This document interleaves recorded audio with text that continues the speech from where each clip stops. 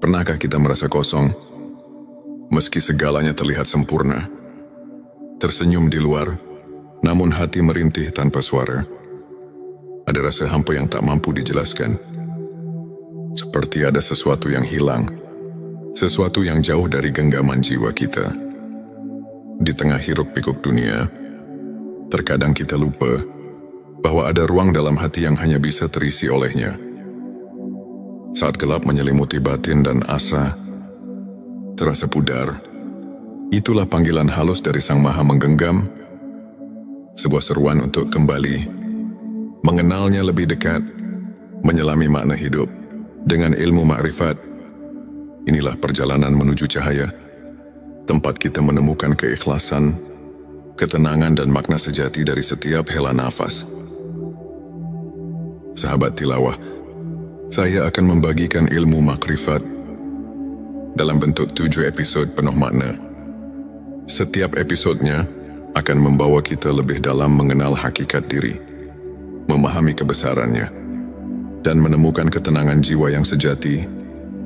Bersiaplah untuk membuka hati dan pikiran, sebab ilmu ini bukan sekadar teori, tetapi sebuah pengalaman hidup yang mengubah cara pandang kita terhadap dunia dan akhirat. Mari kita bersama-sama meniti jalan menuju ma'rifat, menuju kedekatan dengan Sang Maha Pencipta. Bismillahirrahmanirrahim. Assalamualaikum. Hamdan wa syukron lillah. Allahumma sholli ala Sayyidina Muhammad. Selamat datang di channel T Semesta, tempat menggali ilmu yang mampu mengubah hidup dan menemukan kedamaian batin yang sejati. Silakan bersolawat terlebih dahulu, agar terus terhubung dengan Nur Muhammad dan hakikat Muhammad. Dan tentu saja, silakan tulis solawat terbaik Anda yang sudah biasa Anda gunakan sehari-hari di kolom komentar, sebagai bentuk kecintaan kita kepada Rasulullah Shallallahu Alaihi Wasallam. Masya Allah, betapa besar nikmat dan berkah yang Allah berikan hanya dengan bersolawat. Di episode 1, ini ada 2 hal yang wajib kita pahami dalam ilmu makrifat, yaitu tentang mudarat dan manfaatnya. Segi mudaratnya ialah ada kalanya membawa orang menjadi sesat atau musyrik, dan ada kalanya membawa orang jadi apatis, mengasingkan diri dari pergaulan masyarakat ramai, dan secara mutlak memandang dunia ini sebagai tempat kotoran dan merusak, padahal dunia ini tempat beramal, bekerja dan berjuang untuk kebahagiaan umat manusia di dunia. Dan di akhirat bisa terjadi hal-hal demikian itu apabila seseorang bertasawuf tanpa berakidah yang konsekuen dan bersyariah, dan tanpa tasawuf yang berasal dari tasawuf Islam yang murni. Dengan akidah yang hasil dari marifat sebenarnya itu, kita pasti mengetahui bahwa Tuhan itu pasti ada dan bisa merasakannya sendiri secara qati. Karena mereka itu pasti mengenalnya sehingga betul-betul mempercayainya. Dengan syariah, kita dapat taat menuruti peraturan-peraturan agama atau peraturan Tuhan. Dan dari ilmu marifat dan ilmu tauhidlah kita bisa merasakan dalam batin kita dan mengenal Tuhan untuk siapa dipersembahkan amal ibadah kita, dan sebagai kontrol jiwa untuk khusyuk kepadanya. Itulah segi mudaratnya. Segi manfaatnya ialah karena tauhid merupakan dasar pokok, kekuatan batin, pembersih jiwa dari kemusyrikan dalam hati, dan penumpuk iman, penyubur amal soleh, semata-mata mencari keridhaan Allah, memperkuat daya juang dengan sifat yang bernilai tinggi, membina tata hidup dan kehidupan, terutama untuk membina mental pembangunan.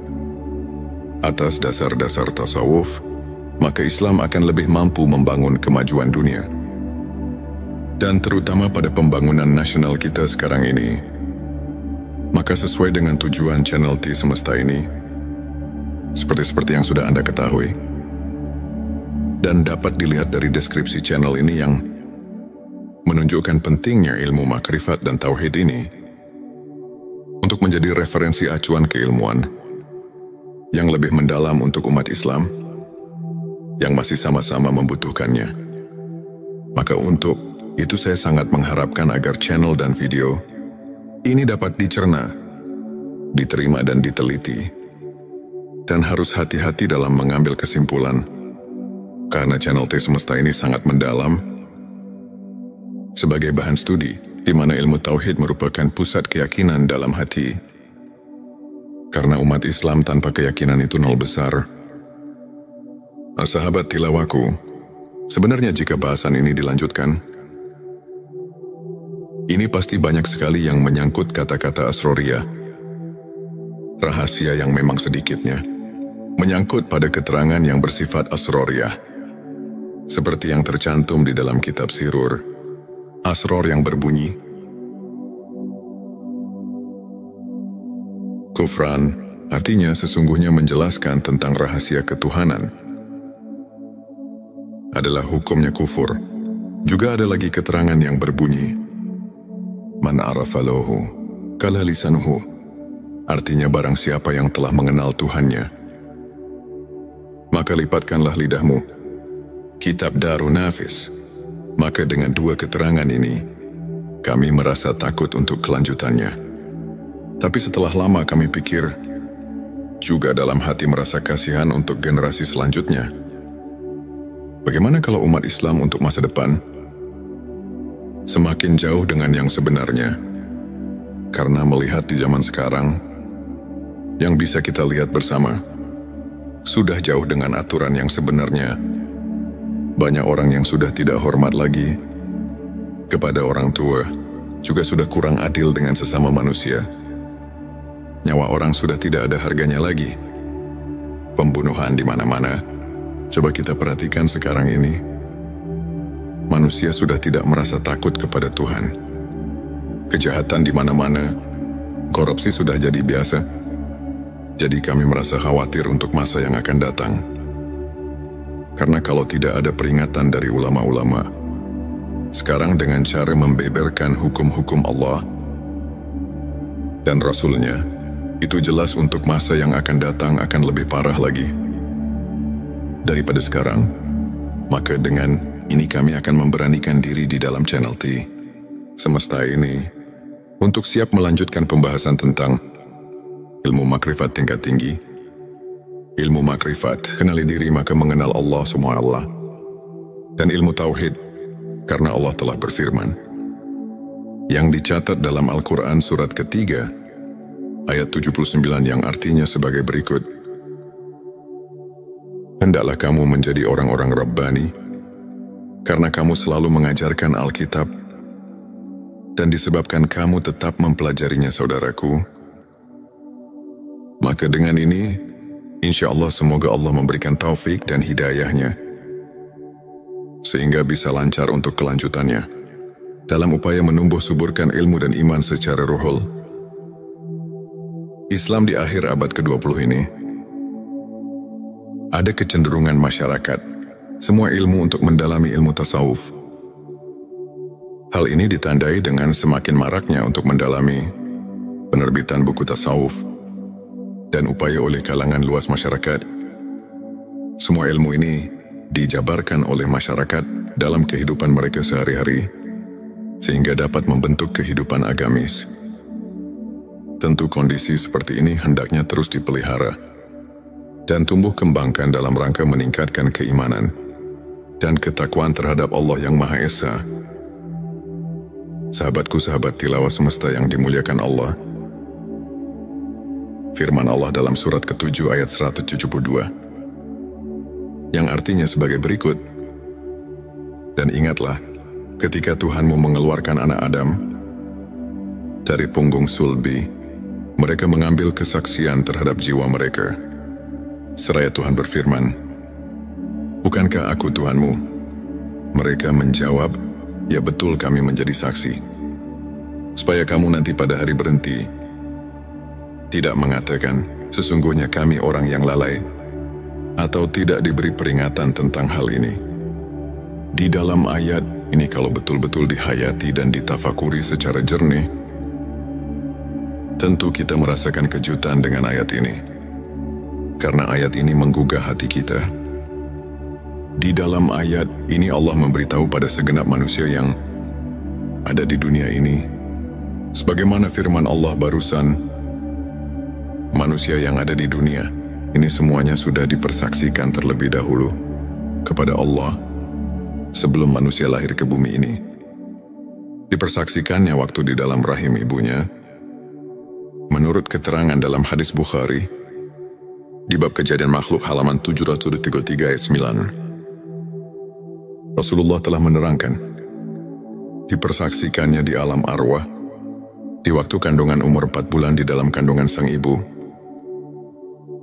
Menurut firman Allah tadi, supaya di hari berhenti jangan lupa lagi pada Allah. Jadi menurut ayat ini, kita semua sebagai manusia jangan leha-leha, atau jangan hidup terlena, karena kita diamat-amati. Maka jangan lupa pada Allah sang pencipta alam semesta. Dengan hati yang jujur, jangan mendustai diri sendiri, sebagaimana keterangan dari Imam Ghazali yang berbunyi, tanyalah hatimu, tanyalah dan tanyalah hatimu, walau orang lain memberi fatwa. Disinilah kita harus jeli untuk mentafakuri ayat-ayat yang berkaitan dengan perasaan yang ada di dalam hati kita. Ayat ini memberi perangsang pada kita masing-masing, supaya hati kita ini jangan ketiduran, sehingga kita terlena dengan apa yang ada di dunia ini.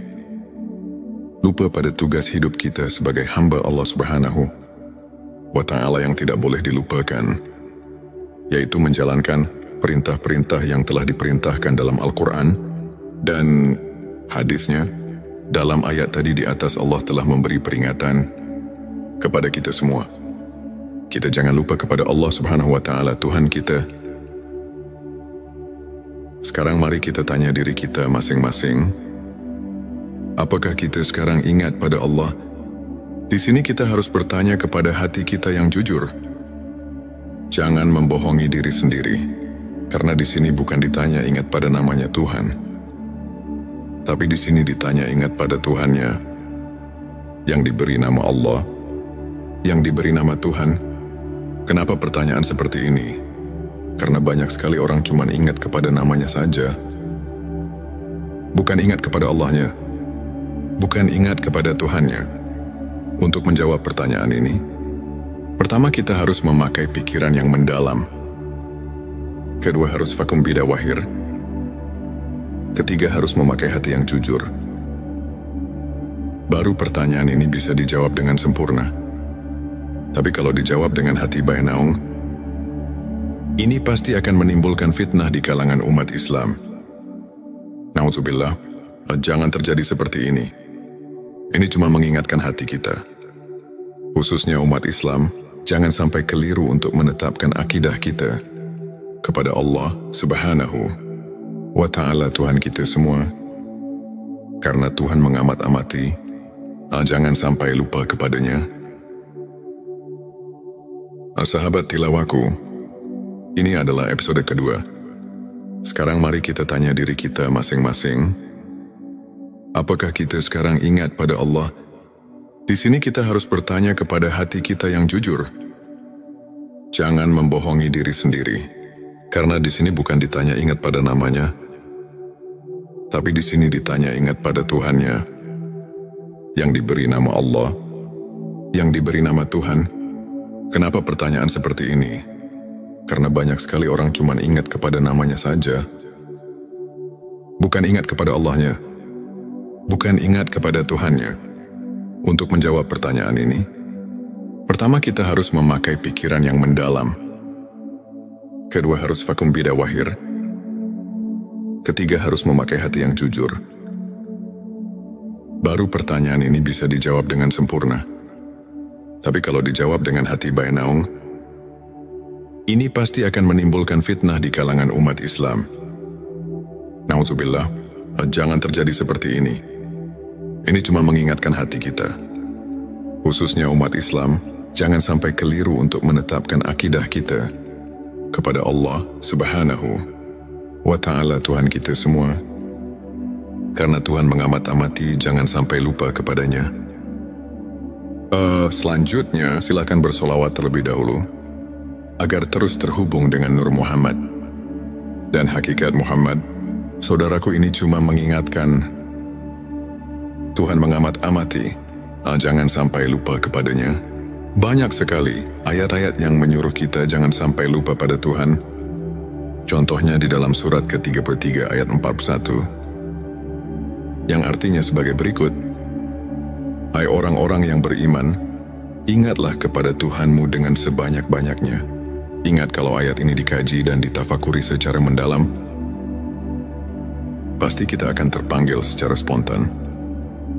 Terus kita mengusahakan supaya kita terus-menerus ingat kepada Tuhan. Bahkan ada lagi keterangan yang mengingatkan, ingatannya kepada Tuhan harus pikulilam hati wa nafasimbi, ada di kuli. Maklumilah ingatnya kepada Tuhan harus sebing bilangan nafas dan kedipan mata. Ada lagi keterangan di dalam surat ke-7 ayat 205 yang artinya sebagai berikut, dan sebutlah nama Tuhanmu dalam hatimu dengan menyatakan diri, dengan rasa takut dan dengan tidak mengeraskan suara di waktu pagi dan petang, dan janganlah kamu termasuk orang-orang yang lalai. Fadkur di sini artinya, ingat-ingat itu pekerjaan hati. Sedangkan hati itu kalau kita rasakan bukan pekerjaan lisan, tapi pekerjaan hati. Bisa ingat kalau ada pemberian dari dua panca indera, ialah dari telinga dan mata. Kalau tidak ada pemberian dari dua panca indera itu, tidak akan ada di dalam hati. Cobalah kita rasakan. Bisa ingat pada yang kamu belum ketahui. Itu tidak mungkin, tapi awas pendengaran.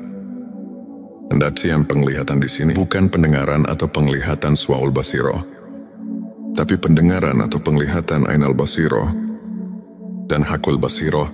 Karena kalau penglihatan suaul basiroh cuma bisa mendengar dan melihat yang kita lihat bersama, seperti gunung laut, batu pepohonan, hewan dan sebagainya yang sama-sama kita lihat.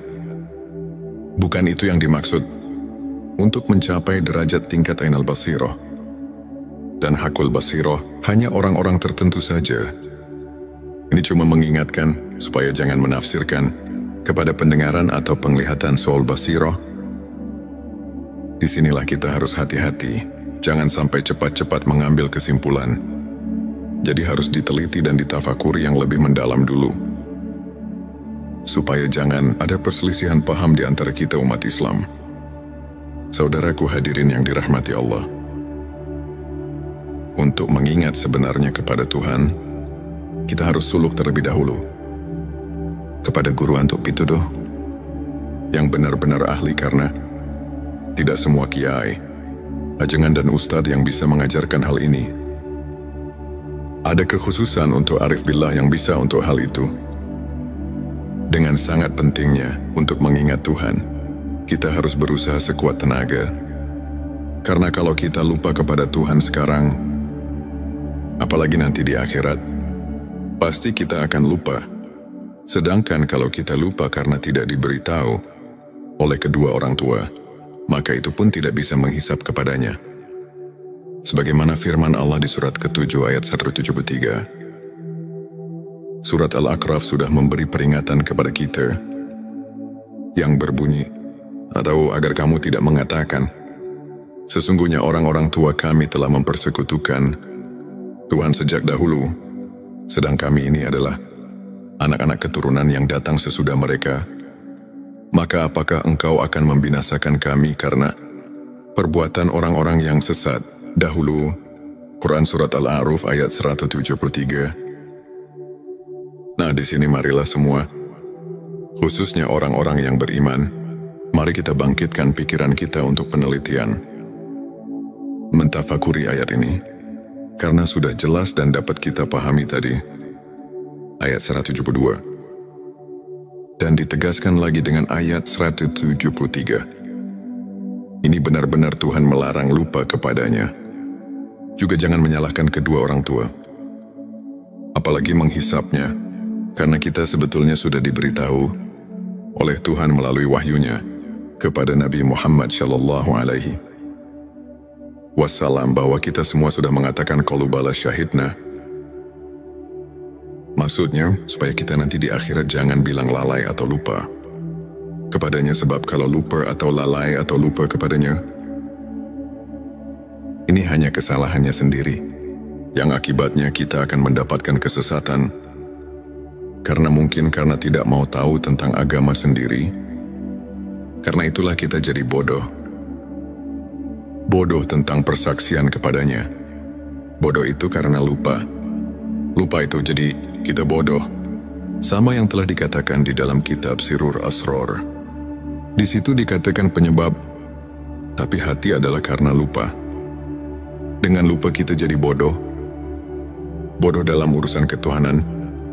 Setelah manusia berjanji di alam arwah, sahabat tilawahku, sekarang di episode ketiga. Di sini marilah semua, khususnya orang-orang yang beriman, mari kita bangkitkan pikiran kita untuk meneliti, mentafakuri ayat ini. Firman Allah di surat ke-7 ayat 173. Sudah memberi peringatan kepada kita yang berbunyi, atau agar kamu tidak mengatakan, sesungguhnya orang-orang tua kami telah mempersekutukan Tuhan sejak dahulu, sedang kami ini adalah anak-anak keturunan yang datang sesudah mereka. Maka apakah engkau akan membinasakan kami karena perbuatan orang-orang yang sesat dahulu? Quran Surat Al-A'raf ayat 173. Di sini sudah jelas dan dapat kita pahami. Ini benar-benar Tuhan melarang lupa kepadanya. Juga jangan menyalahkan kedua orang tua, apalagi menghisapnya, karena kita sebetulnya sudah diberitahu oleh Tuhan melalui wahyunya kepada Nabi Muhammad Shallallahu Alaihi Wasallam bahwa kita semua sudah mengatakan qalu bala syahidna. Maksudnya supaya kita nanti di akhirat jangan bilang lalai atau lupa padanya, sebab kalau lupa atau lalai atau lupa kepadanya, ini adalah kesalahannya sendiri, yang akibatnya kita akan mendapatkan kesesatan, karena tidak mau tahu tentang agama sendiri. Karena itulah kita jadi bodoh tentang persaksian kepadanya. Bodoh itu karena lupa. Lupa itu jadi kita bodoh. Begitupun yang telah dikatakan di dalam kitab Sirur Asror. Di situ dikatakan, penyebab buta hati adalah karena lupa. Dengan lupa kita jadi bodoh. Bodoh dalam urusan ketuhanan. Setelah manusia berjanji di alam arwah. Di dalam pengertian ingat, ada 3 macam pengertian. Yang pertama, ada yang mengartikan harus banyak dikil, atau wirid membacakan kalimat thayyibah. Contohnya seperti takbir, tahmid, tahlil, dan sebagainya. Yang kedua, ada juga yang menafsirkan harus banyak ingat itu dengan memperaturkan hukum-hukumnya. Seperti di dalam kehidupan sehari-hari, kita harus sesuai dengan aturan Tuhan. Jangan mengerjakan pekerjaan sekehendak hawa nafsu kita, karena nanti semua perilaku kita harus dipertanggungjawabkan. Yang ketiga, ada juga yang menafsirkan banyak ingat itu adalah sebagaimana yang telah dijabarkan di dalam kitab-kitab tasawuf. Seperti dalam di kitab Al-Hikam, para arif bila menafsirkan ayat tersebut di atas dan meneliti di surat kedua ayat 152, itu benar-benar kita selaku manusia yang ada di jagat raya, ini dilarang keras lupa kepada Tuhan. Jadi kita di dalam menafsirkan ayat tersebut harus hati-hati. Karena urusan ingat itu adalah urusan hati atau urusan kolbu. Ini tidak bisa dengan begitu saja. Walaupun yang sebelumnya juga tidak salah. Itu penafsiran tingkat dasar. Tapi kita harus ingat, ini pekerjaan kolbu. Harus vakum bidawahir sehingga bisa dirasakan oleh yang mengingatnya. Untuk mengingat dengan sebenarnya, ini harus melalui proses-proses yang tertentu. Karena kolbu itu tidak akan bisa dibohongi. Kolbu bisa ingat cuman kepada yang sudah diketahui. Kolbu tidak akan ingat kepada yang belum diketahui. Coba saja kita sama rasakan. Atau tanya hati kita masing-masing. Secara jujur, apakah bisa ingat kepada yang belum kita ketahui? Ini jawaban ada di dalam kolbu kita masing-masing. Untuk lebih jelasnya, ada keterangan di dalam kitab Sirur Asror di halaman 80. Di situ telah dijelaskan, yang artinya, yang dikatakan zikir ruh, itu adalah menyaksikan sifat tajalinya. Di dalam keterangan ini ada kalimat zikir. Di sini makna zikir bukan nyebut atau yang dikatakan wirid. Tapi zikir di sini ialah mengetahui atau menyaksikan. Tapi untuk ingat itu, harus mengetahui dahulu kepada yang akan diingatnya. Apalagi ini urusan akidah. Akidah ketuhanan harus betul-betul positif kepada yang akan diingatnya. Sebagaimana yang kita maklumi bersama, kita setiap ibadah salat suka mengucapkan Afdalul zikri falam anahu la ilaha illallah. Artinya cukupnya ingat itu adalah ketahuilah bahwa tidak ada lagi Tuhan kecuali Allah. Di dalam ayat ini kita semua sudah maklum. Bahkan para arif billah di dalam kitab tasawuf dan di kitab Al-Hikam, ayat ini betul-betul menunjukkan keharusan marifat kepada Tuhan, maksudnya supaya kita ingatnya kepada Tuhan. Benar-benar vakum bidawahyu, terasa benarnya dengan kolbunya sendiri. Karena untuk ingat kepada Tuhan, itu harus memakai amrun jauki, perasaan yang mendalam, ceritaan yang jujur, sesuai dengan pembuktiannya, walaupun pengertian orang lain menyalahkannya. Tapi kalau sudah vakum bidawahir di dalam kolbu, kita sudah nasion, andalilin sesuai dengan dalil-dalilnya. Itu jangan diragukan lagi, karena man lam yaduk lam yadri. Siapa yang tidak merasakan, barang tentu tidak akan mengetahuinya. Kita harus jujur, jangan membohongi diri sendiri. Sesuai dengan firman Allah di dalam surat ke-33 ayat 70. Yang artinya, hai orang-orang yang beriman, bertakwalah kamu kepada Allah dan mengucapkan kata yang benar. Di dalam ayat ini, kita kayaknya disuruh banyak menyadarkan diri, supaya jangan sembarangan di dalam mengingat Tuhan, atau jangan asal-asalan. Walaupun di level syariat itu tidak seberapa, salah itu hanya untuk orang-orang yang masih tingkat dasar. Tapi ketika sudah tingkat dewasa, di dalam agama, harus suluk lagi kepada yang lebih mendalam. Sahabatku, ada dalil yang mengatakan, yang artinya, barang siapa yang mengerjakan hari sekarang, sama saja dengan hari kemarin, itu orang termasuk golongan yang merugi. Artinya kita jangan lari di tempat, karena itu tidak akan maju-maju. Tapi seharusnya, sebagaimana yang telah dikatakan oleh Sayyidina Ali, yang artinya, dan barang siapa mengerjakan hari, ini lebih baik dari hari kemarin. Itu tandanya orang yang mendapat keuntungan. Hadirin yang dimuliakan Allah. Ada pertanyaan dari jemaah. Pak, maaf saya mau bertanya. Boleh enggak? Kami jawab boleh saja. Karena kita harus benar-benar mengerti dan bisa merasakannya sendiri. Apa yang ditanyakan, katanya, setelah kita menyimak keterangan dari awal sampai akhir, juga meneliti dan mentafakurinya, sampai di sini, ini kayak manusia berikut saya. Harus mengenal Tuhan, itu harus diawali dari dunia ini. Nah, di sini saya mau nanya, apakah mungkin saya manusia biasa bisa mengenal Tuhan di dunia ini? Saya jawab, maaf, saya tidak akan menjawab langsung kepadamu. Tapi Allah lah yang akan menjawab pertanyaanmu. Sahabat tilawahku, ini adalah episode keempat. Sebelumnya, ada pertanyaan yang akan dijawab langsung oleh Allah. Ini ada dalam firman Allah, surat kelima Al-Maidah, ayat 35 yang artinya, hai orang-orang yang beriman, bertakwalah kepada Allah dan carilah jalan yang mendekatkan diri kepadanya, dan berjihadlah di jalannya, agar kamu mendapat keberuntungan.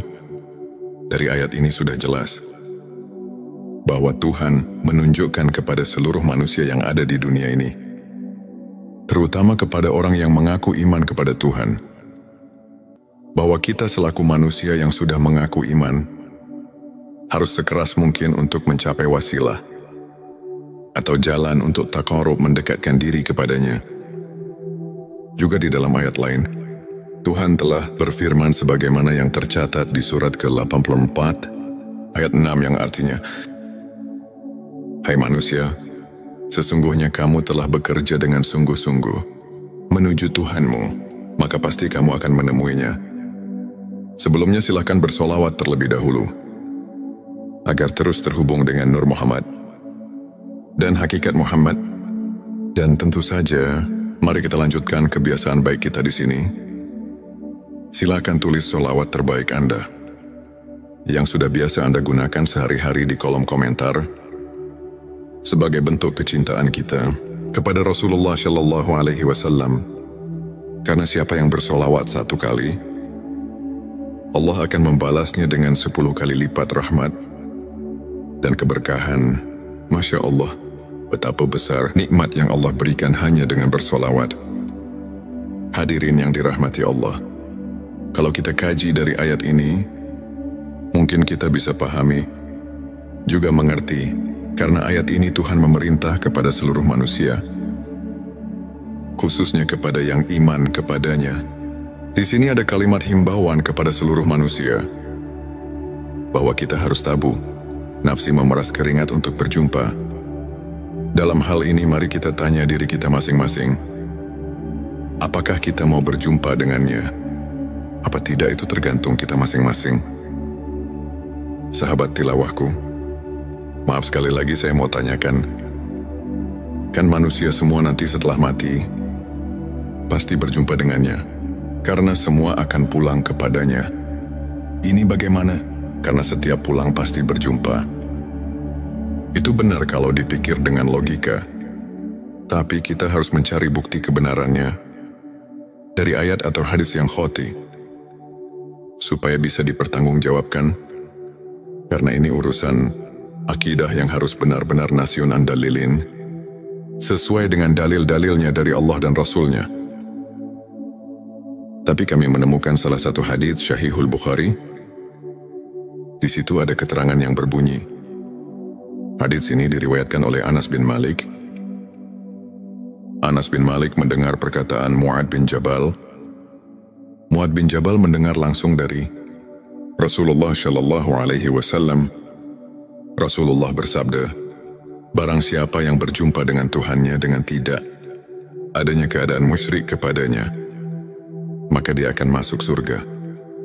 Dari hadis tersebut kalau kita kaji dan tafakuri, pasti kita dapat mengambil kesimpulan, kalau kita semua nanti di akhirat bisa bertemu dengan Tuhan, itu jelas semuanya akan masuk surga.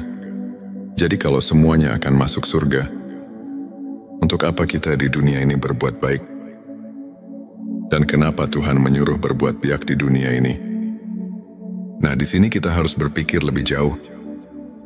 Mari kita jelaskan supaya kita dapat mengerti.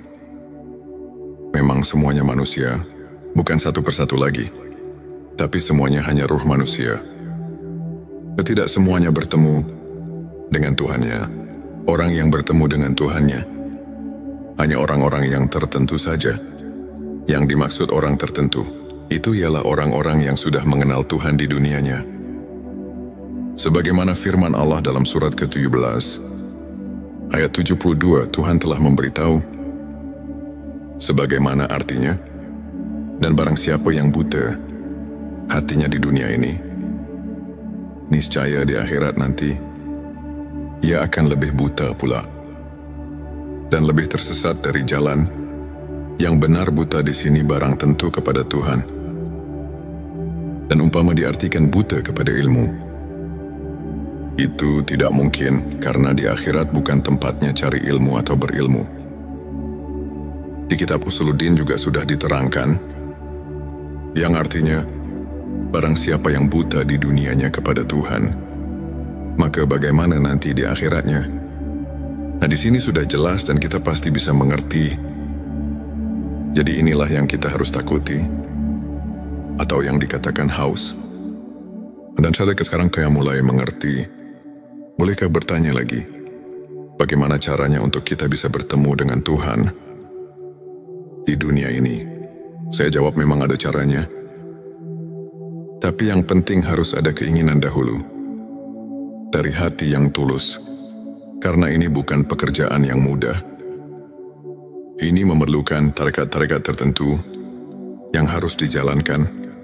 Kalau keinginannya masih lemah, barang tentu tidak akan berhasil, sebab ini memerlukan tabu nafsu, memeras keringat, suglul kolbi, semangat dorongan hati, dan sidatul hisab, kuat perhitungan.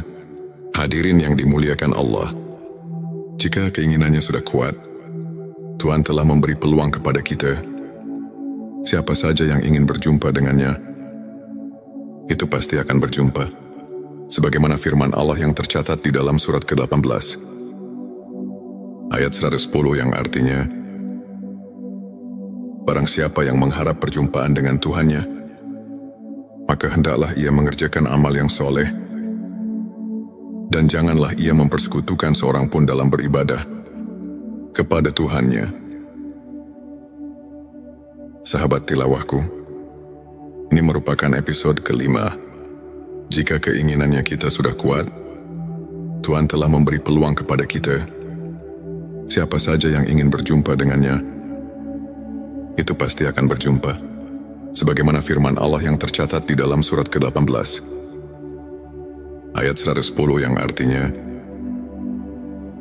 barang siapa yang mengharap perjumpaan dengan Tuhannya, maka hendaklah ia bekerja amal yang soleh, dan janganlah ia mempersekutukan seorang pun dalam mendengarkan kepada Tuhannya menurut ayat di atas.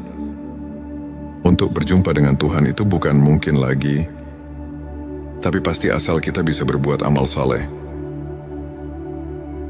Namun untuk berbuat amal soleh, ini harus ada petunjuk guru yang ahlinya, bukan sembarangan, sebab tidak semua guru ngaji yang bisa mengerjakan hal ini. Bahkan tidak semua kiai ajengan Ustadz mengetahui tentang ini. Contohnya seperti di dalam keterangan kalimat salat saja. Kan syotnya salful kolbi, artinya elingan atau ingatan suci. Jadi di dalam salat harus mempunyai ingatan suci. Artinya harus sudah hilang dari sifat samar dan meraba kepada Tuhannya. Tapi buktinya boleh rasakan sendiri. Sudah biasa, begitukah kita? Apa belum padahal? Tuhan sudah berfirman di dalam hadits qudsi yang tercatat di kitab Al-Hikam, yang artinya, aku adalah Kanjeng Mapian yang terpendam dan tertutup. Aku ingin ditemukan dan dikenalnya. Kuciptakan makhluk agar mereka mengenalku. Setelah mengenal hadits ini makin jelas, bukan mungkin lagi untuk mengenal Tuhan. Tapi pasti, asal mempunyai keinginan yang keras dan kuat perhitungan. Tapi walaupun begitu, ini bukan pekerjaan gampang. Ini harus suluk dahulu kepada ahlinya, atau kepada guru yang benar-benar ahlinya. Sekali lagi, untuk mencari guru urusan marifat kepada Tuhan. Tidak semua kiai ajengan dan ustadz bisa menunjukkan tentang hal ini. Tapi harus betul-betul mencari guru yang mengajarkan tentang hal marifat. Ini ada kekhususan, tidak sembarangan. Sebelumnya silakan bersolawat terlebih dahulu, agar terus terhubung dengan Nur Muhammad dan hakikat Muhammad. Masya Allah, betapa besar nikmat yang Allah berikan hanya dengan bersolawat. Sahabat tilawahku yang dirahmati Allah, kita lanjutkan kembali. Jadi kita harus hati-hati, supaya jangan salah pilih dalam memilih guru yang dikatakan tadi. Sebab ahli tarekat pun tidak semua bisa sampai marifat kepada Tuhannya atau mengenal Tuhannya. Juga tidak cukup hanya dengan membaca buku tentang marifat. Karena bacaan yang ada di dalam buku cuma isyarat dan itibar saja. sebagaimana ada keterangan di dalam kitab Hikam yang berbunyi, apa saja yang keluar dari bibirmu, itu adalah cuma isyarat dan iktibar. Jadi walaupun terus-menerus membaca buku tentang marifat, sampai 1000 kitab, itu tidak akan sampai kepada marifat, sebagaimana keterangan yang ada di dalam kitab Sirur Asrul, yang berbunyi, manusia yang tidak sampai tingkat ilmu ini, mengenal Allah, maka dia tidak dikatakan alim. Secara hakikat, walaupun dia telah menguasai 1000 kitab, karena dia tidak mencapai derajat rohaniah. Sirur Asrul, dari keterangan ini sudah memberi penjelasan pada kita semua, bahwa tentang marifatullah itu benar-benar ada kekhususan, juga ada ajaran tertentu. Ada yang bertanya lagi, untuk apa belajar ilmu marifat? Dan apa wasilahnya? Saya jawab tentu saja ada wasilahnya. Tadi di atas atau di video sebelum ini, jika kita semua lupa kepada Tuhan di dunia, apalagi nanti di akhirat, setelah kita mati, baru datang ke kubur, menurut keterangan dan banyak yang menerangkan, 7 langkah pulang yang mengantarkan jenazah, maka datang malaikat mungkar nakir untuk meriksa kita. Atau mentakoni kita, apa yang pertama ditanyakan? Kan marobuka, yang artinya mana Tuhanmu? Di sini kalau roh kita tidak punya rasa tahu, itu tidak mungkin bisa jawab. Kalau tidak bisa jawab, di dalam keterangan sudah dipastikan mendapat siksa kubur. Itu yang tidak diinginkan oleh semua manusia. Sahabat tilawahku, sekarang coba kita tafakuri. Yang datang itu malaikat. Sedangkan malaikat, itu semua juga sudah pada tahu bahwa malaikat itu diciptakan dari cahaya atau sejenis cahaya. Barang tentu bahasanya juga bahasa cahaya. Kalau kita tidak mengerti hal itu, tentu roh kita tidak akan bisa apa-apa. Sedangkan ini tidak bisa dihafalkan. Ini harus dengan ilmu atau mengetahuinya. Maka dengan ini, mari kita bersama-sama untuk suluk hal ini. Carilah guru suluk yang benar-benar ahlinya. Juga harus hati-hati. Jangan salah pilih. Kalau salah pilih, pasti kita celaka dunia dan akhirat. Oleh karena itu dalam mendengarkan dan memahaminya, diperlukan ketelitian, pemikiran yang jernih dan tajam, daya serap yang kuat, dan wawasan yang luas, serta yang penting disertai dengan hati yang ikhlas. Dan lillahi ta'ala, dan kukuhnya iman, serta menjadi terapi kejiwaan orang yang memerlukan taqarrub kepada Tuhan Yang Maha Esa. Karena jika kita dikatakan gegabah di dalam memahaminya, itu tidak akan berhasil. Untuk memberi kegampangan, di dalam channel T Semesta ini akan diterangkan tentang kejadian asal kita supaya kita sedikitnya bisa memahaminya. Tapi ini cuma untuk memberi kemudahan daya pikir saja, bukan. Setelah mendengarkan video ini kita bisa marifati.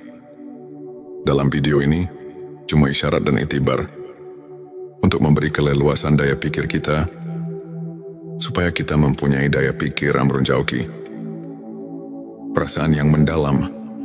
Maksudnya setelah mempunyai perasaan yang mendalam, kita bisa meningkatkan ibadah yang benar-benar qoti dan nasyunan dalilin, cocok dengan dalil dan contohnya. Maka dari itu, kita harus memahami dulu tentang awal penciptaan. Tentang awal penciptaan makhluk, kami referensikan dari kitab Sirur Asrul. Karena di sana itu udah enak banget. Mari kita telusuri bagaimana dan dari mana kita asal sekarang. Di dalam kitab Sirur Asrul, di situ banyak sekali menerangkan tentang asal, muasal kejadian manusia. Jadi kita bisa mengambil hikmahnya dari kitab tersebut. Karena kitab tersebut dapat dipertanggungjawabkan kebenarannya, karena sesuai dengan kenyataannya. Dan bisa dirasakan sendiri kalau kita sudah memahaminya. Di dalam kitab Sirur Asror diterangkan secara jelas. Saya akan langsung menjabarkan dalam bentuk terjemah, yang artinya sebagai berikut. Ketahuilah, Semoga engkau diberi taufik kepada segala yang dicintai dan diridhoi Tuhan. Makhluk yang pertama yang menciptakan Tuhan adalah Ruh Muhammad Shallallahu Alaihi Wasallam.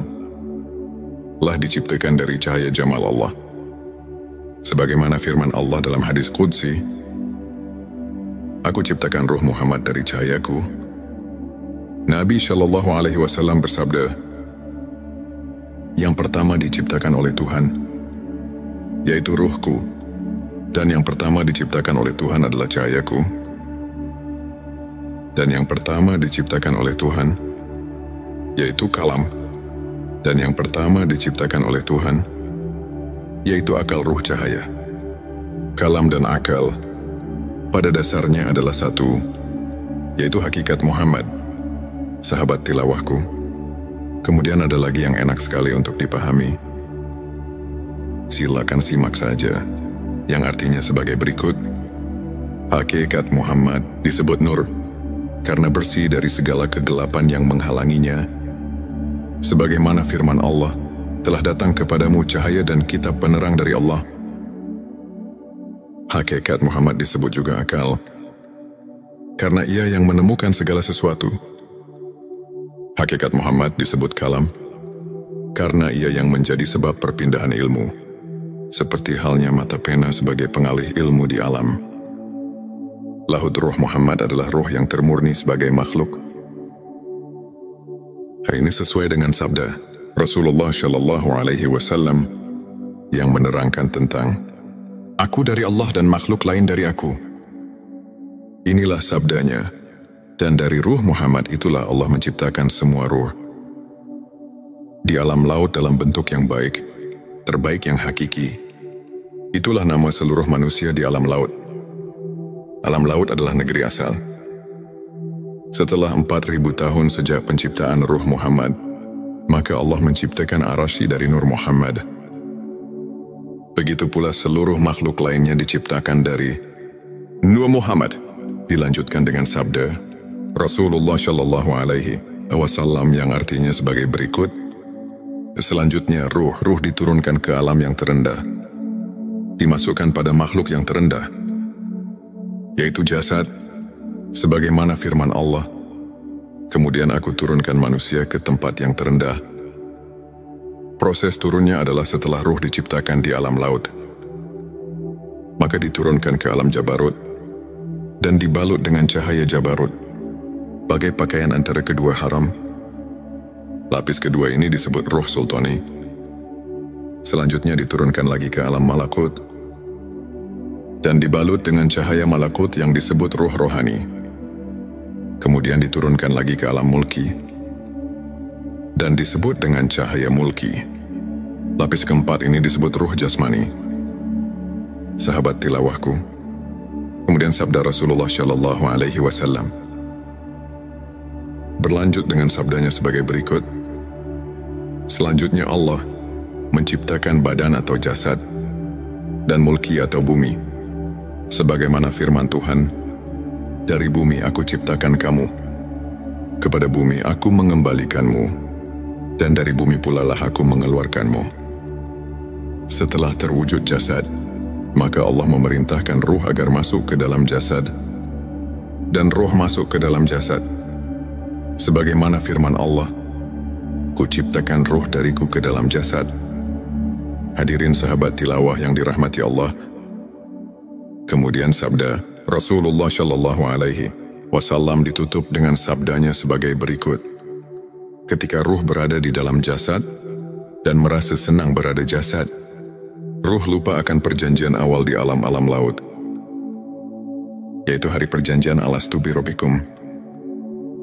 Bukankah aku ini Tuhanmu? Ruh menjawab, benar engkau adalah Tuhanku. Karena ruh lupa pada perjanjian awal, maka ruh tidak dapat kembali ke alam laut sebagai tempat awal dengan kasihnya Tuhan. Maka menolong mereka dengan menurunkan kitab-kitab samawi sebagai peringatan tentang negeri asal bagi mereka. Sesuai dengan firman Tuhan, berikanlah peringatan pada mereka tentang hari-hari Tuhan. Ialah hari pertemuan antara Tuhan dengan seluruh arwah di alam laut. Lain halnya dengan para nabi, mereka datang ke bumi dan kembali ke akhirat, badannya di bumi, sedangkan ruhnya intinya berada di negeri asal. Karena adanya peringatan ini, sangat sedikit orang yang sadar dan kembali, serta berkeinginan dan sampai ke alam asal. Karena sedikitnya manusia yang mampu kembali ke alam asal, maka Allah melimpahkan kenabian kepada Ruh Agung Muhammad Rasulullah, penutup petunjuk jalan dari kesesatan ke alam terang. Ia diutus para rasul untuk mengingatkan mereka yang lupa dan membuka hatinya. Nabi mengajak mereka agar kembali dan sampai serta bertemu dengan jamal Allah yang azali sesuai dengan firman Allah mengatakan, "Ini adalah jalanku, aku mengajak ke jalan Allah dengan pandangan yang jelas. Aku dan para pengikutku," Nabi bersabda, "para sahabatku seperti bintang-bintang, mengikuti yang manapun kamu akan mendapat petunjuk." Di dalam ayat ini, seolah-olah memberi khobar kepada kita semua, bahwa Rasulullah dalam makna ayat yang baru dikobarkan,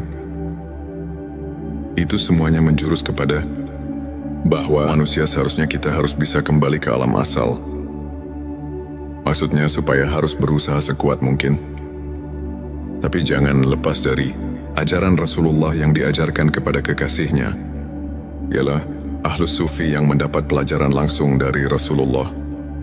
Sahabat tilawahku, di episode ke-6 ini, kami akan mengingatkan kalau kita sekarang rupanya sudah agak jarang sekali untuk memperhatikan hal yang barusan saya katakan, karena yang diinginkan hanya dengan bayangan surga saja.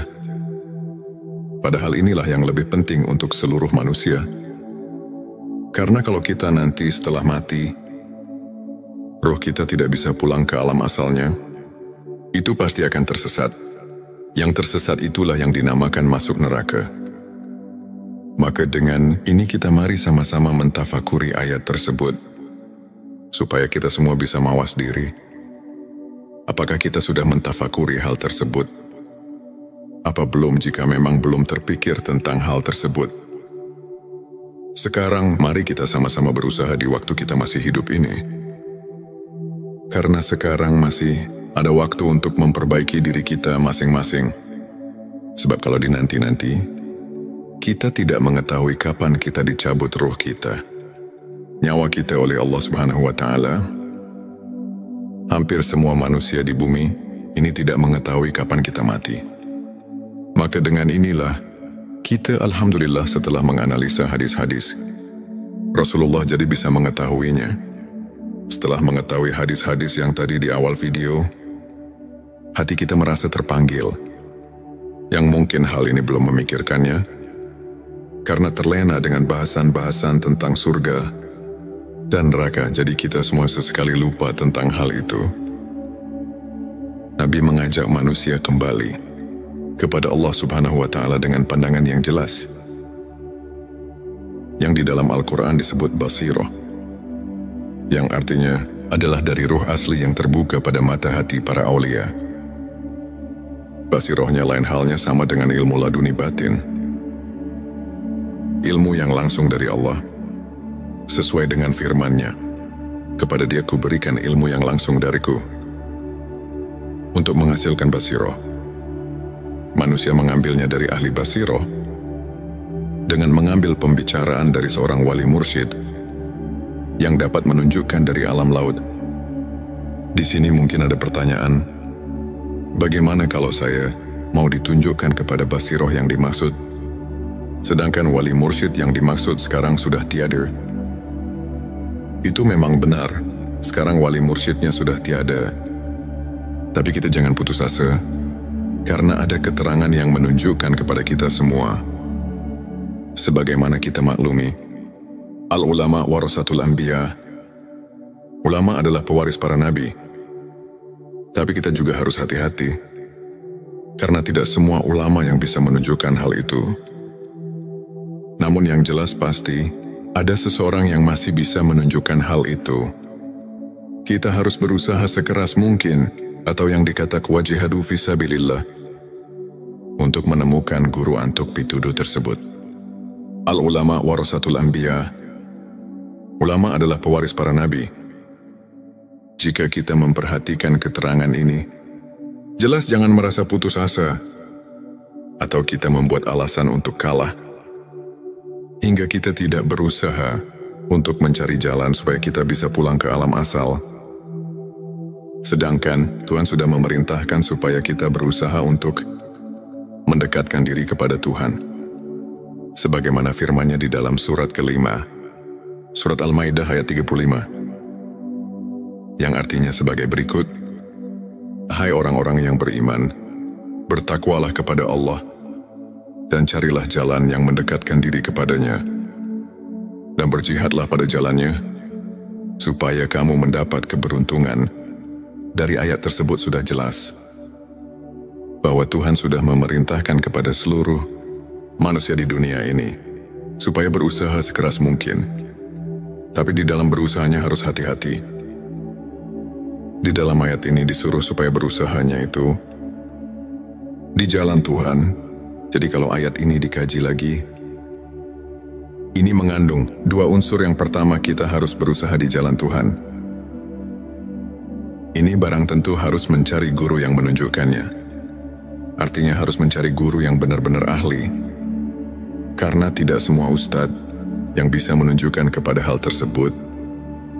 Ada kekhususan, ialah orang-orang yang sudah betul-betul arif, bilah yang sebenarnya. Karena kalau membaca kitab atau membaca buku saja, ini tidak mungkin bisa berhasil.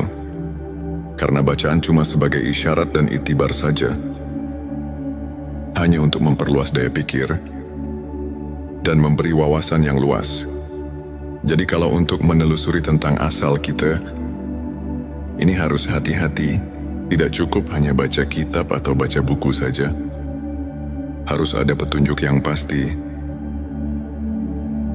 Sahabat tilawahku, ini adalah episode terakhir, episode ke-7, untuk memperluas daya pikir dan memberi wawasan yang luas untuk menelusuri tentang asal kita. Ini harus hati-hati, tidak cukup hanya baca kitab atau baca buku saja, tapi harus ada petunjuknya yang pasti.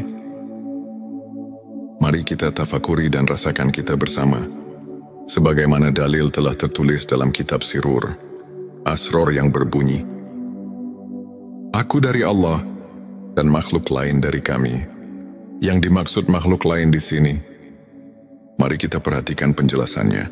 Sebagaimana sabda Rasul yang artinya, "Dan dari ruh Muhammad itulah Allah menciptakan semua ruh di alam laut."